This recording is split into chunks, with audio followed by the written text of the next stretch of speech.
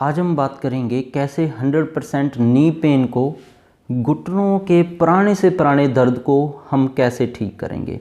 और बिल्कुल मैं बताऊंगा एक आपको आसान घरेलू उपाय, दवा, इलाज जो घर में आपकी रसोई में अवेलेबल है। उस दवा को, उपाय को, घरेलू नुस्खे को यूज करने से आपको पूरा बेनिफिट मिलेगा। और मैं बताऊंगा कि कौन से लोगों ने इस नुस्खे को करना है, कौन से लोगों ने इस घरेलू उपाय, उपचार, दवा को नहीं करना है। तो वीडियो को लास्ट तक देखिएगा। और जिन लोगों ने मुझे सब्सक्राइब नहीं किया है, सब्सक्राइब कर लें, बेल को दबाकर नोटिफिकेशन ऑन कर लें, ताकि अब तक ऐसी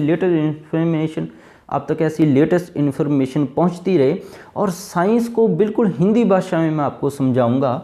तो घुटनों के दर्द के लिए खास करके सबसे पहले हम देखते हैं, कई लोगों को घुटनों की कोई खास बीमारी नहीं है, एक्सरसाइज है।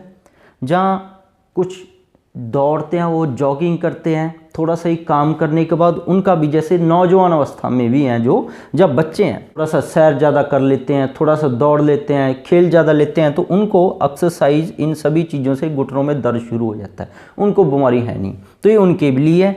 तो जिनकी क्रॉनिक बोन डैमेज है, कि काफ़ी लंबे समय से घुटने की समस्या आ रही है, डॉक्टर ने बोल दिया है कि अब तो घुटना टोटली डैमेज हो गया है, बदलने की ज़रूरत है। घुटनों के अंदर से कट कट की आवाज़ आ रही है, और डॉक्टर ने आपको बोला है कि घुटनों के अंदर ग्रीस बिल्कुल ख़त्म हो गई है, ग्रीस बिल्कुल जीरो हो गई है, जिसकी वजह से आपको ये बीमारी हुई है। और स्वेलिंग बहुत ज़्यादा आ रही है, जो आपको भी दिख रही है कि आप थोड़ा सा चलते फिरते हो तो घुटना जहाँ तो बाहर वाली साइड से सूज जाता है, कईयों का अंदर वाली साइड से सूज जाता है, कईयों का घुटने के पीछे एक बड़ा सारी गांठ बन जाती है चलने के बाद, तो अलग अलग जगह पे सूजन आ जाती है। तो इन सभी दिक्कतों को हम कवर करेंगे और ऑपरेशन से आपको बचाएंगे। साइंस में देखा गया है कि ये सारी दिक्कतें हैं, दो मेन कारणों की वजह से आती हैं। एक तो इनको आप सुन लीजिएगा, समझा भी मैं दूंगा, ट्यूमर नेक्रोसिस फैक्टर आपकी शरीर के अंदर काफ़ी बढ़ गया है। इंटरल्यूकन 1 बीटा आपके शरीर के अंदर काफ़ी बढ़ गया है।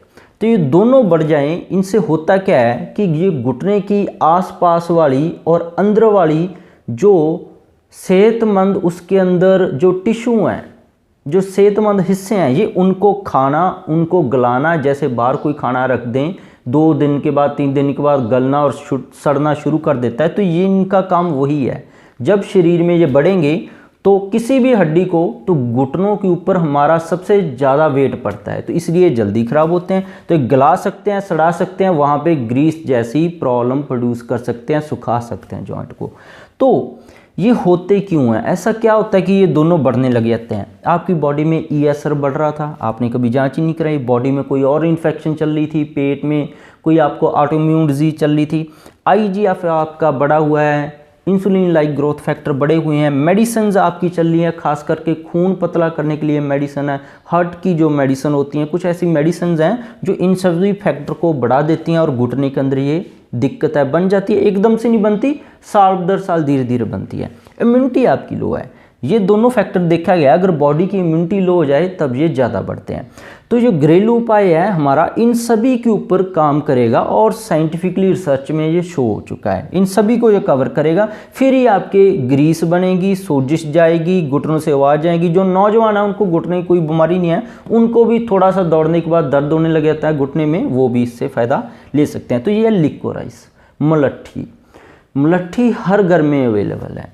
तो ये 2 काम मेन करती है। एक तो लुब्रिकेशन है, आपके जॉइंट के अंदर जो ग्रीस खत्म हो गई थी, उसके बाद कटकट की आवाज़ और जॉइंट खराब होना, हड्डी खराब होना, अब हालत ऑपरेशन तक पहुंच गई है, और दवाई लेने से भी ग्रीस उसके अंदर नहीं बनी है, उसको बनाएगा। इम्यूनिटी को ये बढ़ाएगा, इम्यूनिटी बढ़ाएगा, तो ये दोनों चीज़ें कम होगी, आपकी हड्डियां बच जाएंगी। तो करना क्या है, 3 से 4 चुटकी से ही शुरू करना है, इससे ज़्यादा नहीं। सुबह और शाम को 1 कप गर्म पानी के साथ या 1 कप गर्म दूध के साथ इसको मिक्स करके पी लिया करना है। जिन लोगों को ज़्यादा समस्या है वो दिन में 3 बार भी ले सकते हैं। तो ये पूरा सेफ है, कोई इसके अंदर परेशानी वाली बात नहीं। हाँ, एक इसके अंदर ध्यान रखना है, जिन लोगों को पेट की कोई ऐसी बीमारी है कि उनको मल के साथ खून आता है, जहाँ किसी को फेफड़ों के अंदर फंगस है जिसकी वजह से खांसी के साथ उसको खून आता है, तो ये ध्यान रखना है, उन लोगों ने सिर्फ 1 या 2 चुटकी लेनी है। या जिनकी खून पतला करने वाली मेडिसिन हार्ट के लिए चल रही हैं, तो उन्होंने भी इसकी 1 चुटकी या 2 चुटकी लेनी है, उनके लिए भी ये रामबाण दवा का काम करेगी। और दूध अगर गॉट मिल्क मिल जाए, बकरी का दूध मिल जाए उसके अंदर, तो ये अगर आम दूध के अंदर ये 30% काम करती है, उसके अंदर 200% तक ये काम करेगी। बहुत ही अच्छा उपाय है, रामबाण उपाय है। ये एक तरह का बच्चों को, बड़ों को, सभी को दे सकते हैं।